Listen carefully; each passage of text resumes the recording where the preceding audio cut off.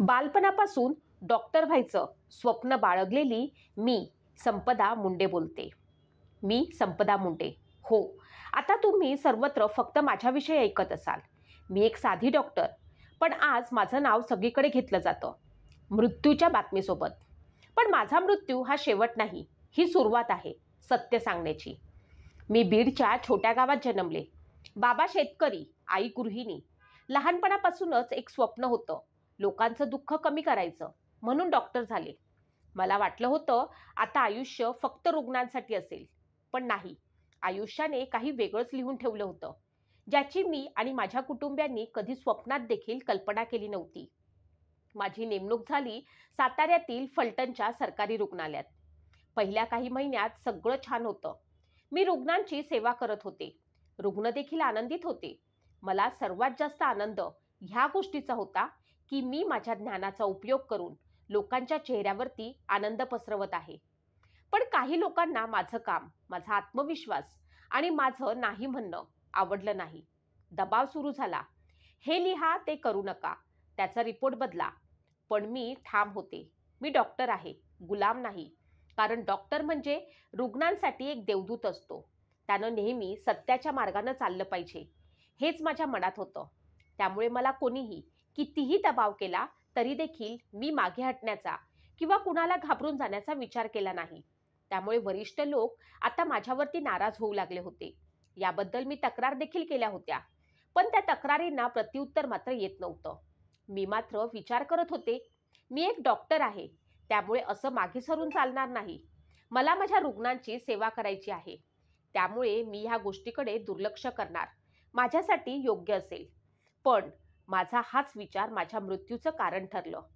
जेव्हा आम्ही लहानपणी डॉक्टर होण्याचं स्वप्न पाहत होते, तेव्हा पुढे डॉक्टर झाल्यावरती अशा गोष्टी देखील मला सहन कराव्या लागतील, हा कधी विचार माझ्या ध्यानीमनी देखील आला नव्हता. कारण डॉक्टर म्हणजे देवदूत, डॉक्टर म्हणजे देव, डॉक्टर म्हणजे रुग्णाला वाचवणारी एक महत्त्वाची व्यक्ती, ही एकच व्याख्या माझ्या मनामध्ये होती. पण त्याच्यावर देखील दडपण असतं. त्यांना देखील अनेक गोष्टी सहन कराव्या लागतात. या गोष्टीची यकिंचितही कल्पना मला नव्हती. एक पोलीस अधिकारी, ज्याचं काम मला संरक्षण देणं होतं, त्यानेच माझं आयुष्य नरक केलं. दररोज फोन, मेसेजेस, धमक्या आणि एका घरमालकाच्या मुलानं तर माझं राहणंच असह्य केलं. मी तक्रार केली, पण कुणी ऐकलं का? नाही. उलट मला सांगितलं गेलं, शांत राहा, नोकरी आहे तुझी, गप्प राहा. मला तर काय करावं ते कळतच नव्हतं. मी वरिष्ठांना पत्र दिलं, सर्व काही सांगितलं. छळ, धमक्या आणि चुकीच्या पोस्टमॉर्टम रिपोर्टचा दबाव. पण माझ्या पत्रावर फक्त एक सही आली, रिसीव्ह. आणि मी समजले, आता मी एकटी आहे. पण सत्य सांगायचं ठरवलं, म्हणून मी माझ्या हातावर लिहिलं, गोपाल बदने आणि प्रशांत बनकर हे दोघे जबाबदार आहेत. 24 ऑक्टोबर. सकाळ होती नेहमीसारखी, पण मन मात्र शांत नव्हतं. मी हॉस्पिटलच्या केबिनमध्ये बसले होते, फाईल्स बघत. प्रत्येक शब्दात मला त्रास, अपमान आणि असहायता दिसत होती. समोर अनेक प्रश्न होते, पण त्यांचं उत्तर मात्र सापडत नव्हतं. एक डॉक्टर की गुलाम, हा मोठा प्रश्न न सुटण्यासारखा वाटत होता. आपण इतकं शिक्षण घेतलं, लोकांसाठी त्याचा उपयोग करावा असा विचार करून, पण इथे काहीतरी वेगळंच प्रकरण आहे, हे आता खूप चांगल्या पद्धतीनं लक्षात आलेलं होतं. पाठीमागे साथ देणारं कोणी नव्हतं. खूप प्रयत्न केला त्यातून बाहेर पडण्याचा, पण सारं काही संपल्यातच जमा झाल्यासारखं दिसत होतं. त्या रात्री मी निर्णय घेतला की माझं मौन हेच माझं विधान असेल. माझा मृत्यू कदाचित माझ्या शब्दांपेक्षा जास्त बोलून दाखवेल. माझा निर्णय चुकीचा होता, पण मला मात्र त्याशिवाय काही मार्ग दिसत नव्हता. सहन करण्याच्या परिसीमा संपलेल्या होत्या. आता सहन होत नव्हतं. जेव्हा मी गेले, ही बातमी सर्वत्र पसरली, तेव्हा एकच गोंधळ उडाला.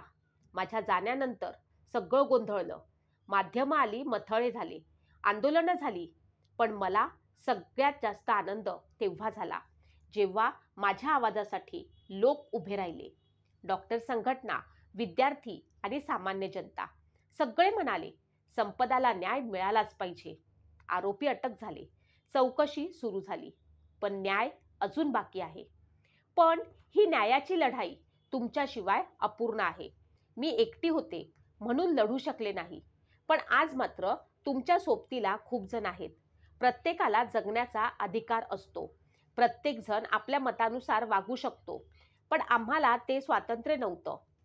सत्य लोकांच्या डोळ्यात खुपत होतं. पण माझ्या आईवडिलांनी, माझ्या शिक्षकांनी मला शिकवण होती. कितीही काहीही झालं तरी सत्याची साथ सोडायची नाही. कारण सत्य आज जरी समोर आलं नाही तरी ते लपून मात्र राहत नाही. ते कधी ना कधी समोर येतच आणि न्याय मिळतोच. मी गेले, पण माझा संदेश राहिलाय. मी फक्त एक डॉक्टर नव्हते. मी एक मुलगी होते, एक बहीण होते, एक नागरिक. प्रत्येक कार्यस्थळी स्त्रियांना सुरक्षितता मिळालीच पाहिजे. सत्य बोलणं हा गुन्हा नाही, ते धैर्य आहे. आजही कित्येक ठिकाणी वरिष्ठांमुळे कर्मचारी व्यवस्थितपणे काम करू शकत नाही, कारण त्यांच्यावरती दबाव असतो. पण हा दबाव कशासाठी?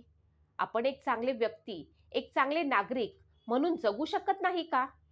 तुमच्यावरती समाजानं जी जबाबदारी दिलेली आहे ती तुम्ही व्यवस्थितपणे पार पाडणं हे तुमचं कर्तव्य असतं. मग ते कर्तव्य प्रत्येक जण पूर्ण का करत नाही? का दबाव आणि भ्रष्टाचार सहन करावा लागतो? जर प्रत्येकाने ठरवलं की माझं या समाजाशी काही ना काहीतरी देणं लागतं, मी माझं काम व्यवस्थितपणे केलं पाहिजे, तर आपला हा समाज कधीच मागे घेतला जाणार नाही. आम्ही डॉक्टर आहोत, पण आम्हाला देखील कोणत्याही प्रकारची सुरक्षितता नाही. आम्ही रुग्णांचा जीव वाचवतो, पण आमचा जीव कोण वाचवणार? आमच्यासाठी कोण उभं राहणार? आज माझ्या मृत्यूमुळे माझे आई वडील कोसळले आहेत. माझा भाऊ न्यायासाठी आर्त हाक देतो आहे. तुम्हाला माझ्या आई वडिलांचं, माझ्या भावाचं, माझ्या कुटुंबाचं ओरडणं, रडणं ऐकू येत आहे का? जर तुम्हाला असं वाटत असेल की त्यांची लेक, त्यांची बहीण गेली म्हणून, तर असं नाही. आज जर का तुम्ही आवाज उठवला नाही, तर उद्या माझ्या जागी तुमची लेक, तुमची बहीण, तुमची मुलगी असू शकते. हे लक्षात ठेवा. प्रत्येकाचा समाजाशी काही ना काहीतरी देणं लागतं. त्यामुळे माझा आवाज बना. तुम्ही माझ्या घरच्यांना आधारस्तंभ बना. त्यांची आणि माझी स्वप्न आता धुळीत मिळाली आहेत. तुमची साथ मिळाली तर त्यांना न्याय मिळेल. अन्यथा मला असंच म्हणावं लागेल की हो, मीच आहे गुन्हेगार. कारण मी गुन्हा केला सत्य बोलण्याचा. जे सत्य कुणाला पचलं नाही. आज तुमची लेक म्हणून मी तुम्हाला विनंती करते, सत्याचा पाठलाग करा. सत्य नेमकं काय आहे ते जाणून घेण्याचा प्रयत्न करा. कारण एखादा केलेला आवाज हवेत विरून जातो, पण जेव्हा 10 जणांचा आवाज निघतो तेव्हा त्याचा गोंगाट होतो. जर माझा आवाज तुम्ही ऐकू शकत असाल तर कृपया माझ्यासाठी उभे राहा. मी एकटी नव्हते, मी हजारो स्त्रियांचा आवाज आहे. माझी कहाणी शेअर करा, जेणेकरून पुढची संपदा गप्प राहणार नाही. हा व्हिडिओ शेअर करा आणि बोला. Justice for doctor Sampada. Voice for truth. मी संपदा मुंडे बोलते आणि आता तुमची वेळ आहे बोलायची, कारण सत्य कधी